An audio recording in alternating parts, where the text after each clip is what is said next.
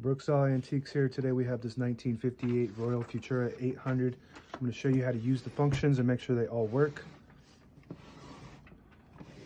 First thing we're going to do is adjust the paper guide so we can put the paper in straight. I'm going to line it right up with the edge of the platen. The platen is the main roller that feeds the paper, and this is the paper bale that sits on top to hold the paper down, and it has a flip out paper support arm in the back. Helps hold the paper up straight.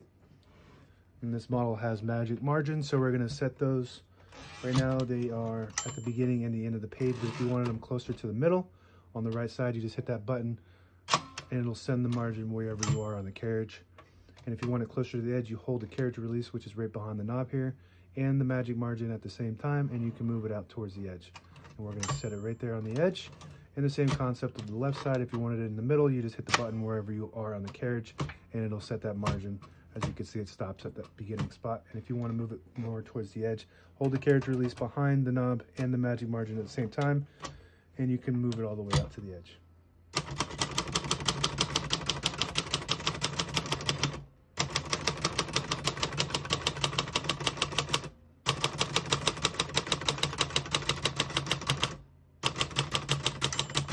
Once you hear the bell, you're at the end of the margin. You hit this line space, gets it back to the beginning, and skips 1, 2, or 3. Right now we have it on double space, but if you want single, you flip it all the way back to the 1. If you want triple, so when you hit that, it skips 1, and you go to the 3, and it'll skip 3 when you hit that line space. We're going to keep it on single for now and finish typing.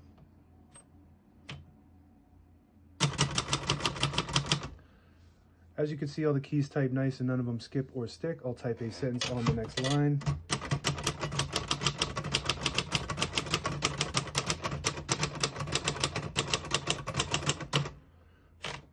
Very nice typing machine. They call it a Futura 800 because in the 50s, this was actually very advanced for the time frame. It's made out of all really good parts, well designed, metal. So this thing will last forever if you take care of it. To pull the page out easy, there's a little switch on the right side here. You flip that to the front and it will unlock the rollers underneath the platen, allowing you to pull the page out easy or load thicker paper like carbon copy or cardstock. Make sure you flip that back before you load the next page or else it will not load correctly. And we're going to put this down too.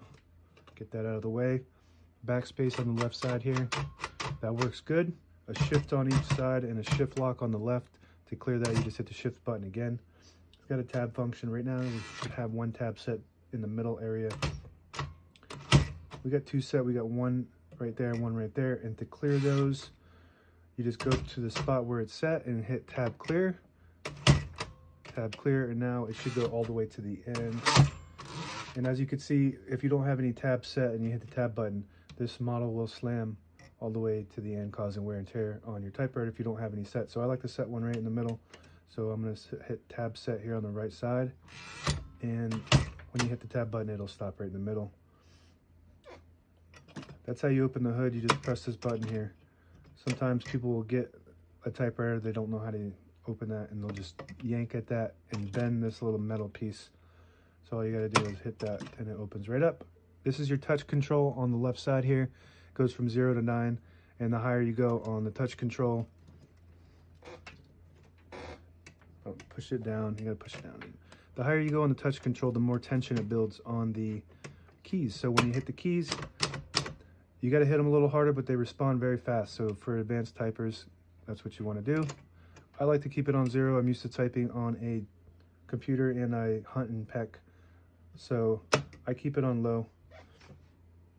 And this is your margin release on the right side here. When you get to the end of the margin, there's a mechanism that will block you from typing, so the keys don't type on top of each other. And if you want to get past that, you just hit the margin release and it'll allow you to type past that.